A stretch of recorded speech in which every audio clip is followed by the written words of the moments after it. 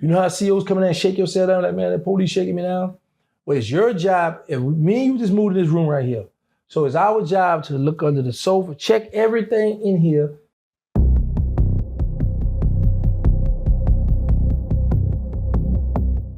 Now, Bam Bam, 411 Giant. Shout out to 411 Giant. He got a rule, like, once you lock down, once y'all in a cell, don't get out that bed. Don't get out the bed. Don't even get to walking. Like, say if it's like we lock down 11, 12 o'clock. Once we lay down, once we get that bed, don't get back out that bed. Because, you know, some dude be schizophrenic, some dude be paranoid thinking you jumped out the bed to try to harm them.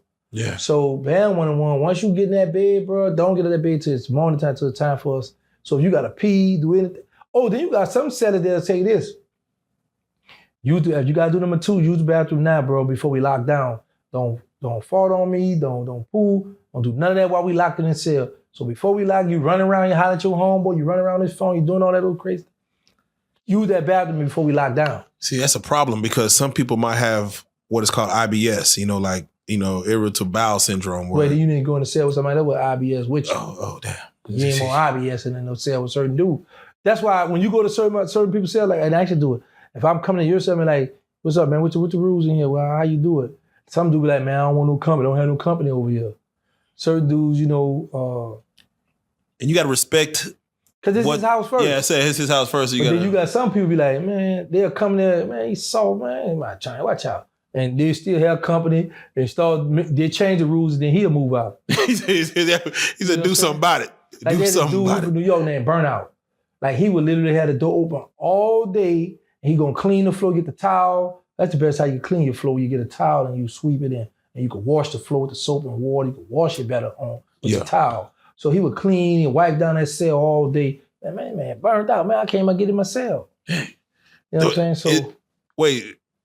Do you have to clean your own cell? Like they don't have a team of people that come around once a. Indeed, you gotta clean your own cell. So I'm assuming there are some empty cells in prison though, like where the prison has to actually clean that cell though, and then now it's up to you. Clean it. Like if somebody move out the cell, the people that's the orderly, he'll go there and wipe it down, do a little something, do a little Jane Fonda, a little something, blah, blah, blah. And then when you move in, see, when you move in the empty cell, it's your job to shake the cell down. You know how COs come in there and shake your cell down? Like, man, the police shaking me down? Well, it's your job. If me and you just moved in this room right here. So it's our job to look under the sofa, check everything in here. Because say we just moved in here today. Say if they had some guys from Texas occupying this room. It was a riot, right? Say if they had knives hid under the bunk or taped in the wall, cigarette, cell phone, whatever they had taped. I mean, you don't know this. So we move in the cell, they had a riot, they got shipped off. We move in the cell today. So we might wash down the sink, the toilet, clean all the bunk wall, put our bed, make our bed, fix our locker. And then we might go out to the day room and see what's going on. Or call child or go to rec yard. The next day, if the CO come and shake that cell down and they find a weapon in there, anything there, that's what me and you going to the hole. That's for us. Yeah. Because them people gone. We occupying this cell. So it's our job to look to see what's in here. All right, so you basically go in there look for treasure. Like, let me see what. Yeah, I did that, bro. Like, right during COVID, I was in USP Yazoo. So we was on one side of the compound. So when people was catching the cold and getting high fever, they was quarantiners on the other side. They put me in a hitter cell. I didn't know it was a hitter cell. Hitter cell mean like whoever it might be a gang of people and he gonna hold all the knives or he might, they gonna go get it and go stab you, whatever. Yeah. They put me in that cell and on a bunk bed, on the floor, you gotta get back there, the back behind them, you get under the bunk, slide up under there and hide your weapon back there.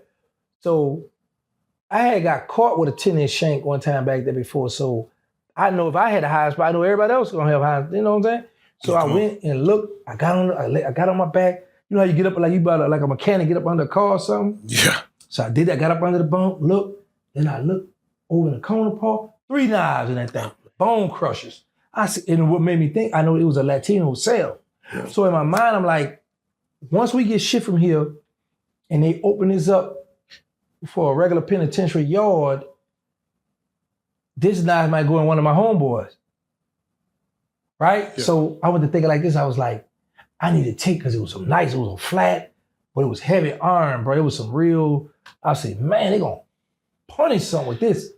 So I was like, I'm gonna take one of them and bring them back on the other side of the compound. But then I was like, no, because what if you get caught trying to transport this knife back on the other side? Now you about to get in trouble. So it was this little short white lady, bro. She had a fat butt on her too, man. Young lady. We had chicken fried rice. Yeah. So I bang on the door. She come. I showed it to her. Oh, she hit the fly. Oh, thank you. Because they get little rewards. Well, they usually get money. They stop because they know they say, "Hell, because God should have us make it now for them getting to them." Yeah, but I say, they could just say, "Here you go." Yeah. But they still get some kind of reward for finding a weapon. So I turned it into it. She gonna come back and tell me, "I'm gonna give you an extra tray of rice." I'm like, "I don't want this dry rice. There's a whole bunch of rice. I don't want this rice." Extra tray of rice. But yeah, I turned it in because I didn't want to bring the knife and get caught bringing it on the other side of the compound. They wouldn't. Hold on. So you find it 3 knives. If you never found it, if you never saw it, and they do a shakedown, they would have put it on you.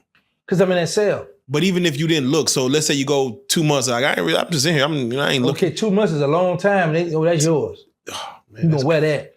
That's crazy. Yeah, that's yours, buddy. Yeah. Okay. Yeah, you gotta blame on somebody. Yeah, you can't just point the finger at the last man. No, because they're gonna be like, "How we know that? We know you in this cell." Yeah. Okay. Yeah, man, that's serious, Joker. Okay.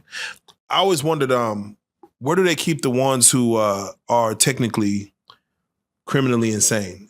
This may be more of a state question, but in the feds, I know people try to plea out too sometimes to mental insanity. Do they keep them housed with everyone else while they're fighting their case and pleading they're insane, or they're trying to fight an appeal saying, "Hey, I wasn't in my right mind at the time"? Like, where do they put the people who have mental unstableness, if anywhere? They be in the dorm with us. Damn. But now they have prisons where they can send them to as well that really need help. They got those kind of prisons too, but majority of the time, them dudes be right there in the dorm with us, man. Okay. We just recently had Super Bowl. We're watching football, with betting and gambling, things of that nature. How important was Super Bowl coming like in the feds as far as leading up to the Super Bowl? Is that like, do people treat that like a different than any other normal game, or is it treated like, oh, nah, this is the big one, so what? We got extra Zuzus and Wham Whams for gambling purposes for the Super Bowl back then? What you mean? Like when the Super Bowl comes on, y'all allowed to watch it, right? Yeah.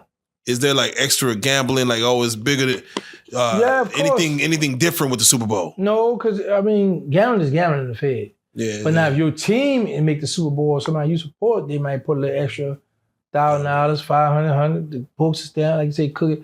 People, like I wasn't into gambling. I had a ticket before, but gambling was never my thing. But I know a lot of people that like to gamble. I used to bet on their teams and stuff and lose money.